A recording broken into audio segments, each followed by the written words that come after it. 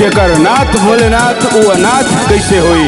भोला चाह जइए दिन तो रात कैसे होई।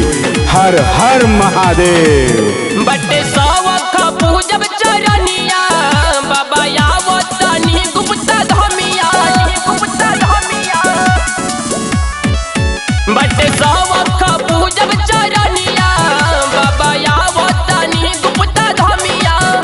अरे पहिला सोमारी करब जाले डहारी भले होई परेशानी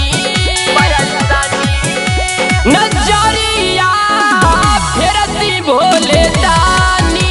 अरजिया हम करतानी नजरिया फेरती भोले दानी।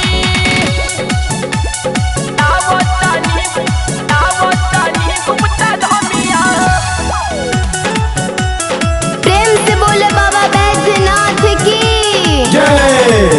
घर से हो खब तैयार आई बिपानारी घाट।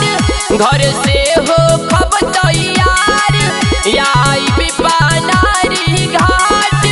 देवी माई के दर्शन पाई भी हो या मामा चुम पर छा जाई भी हो।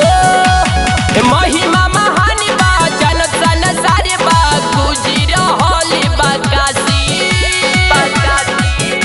नजरिया फेरती भोले दानी। अरजिया हम करतानी नजरिया फेरती भोले दानी। आवतानी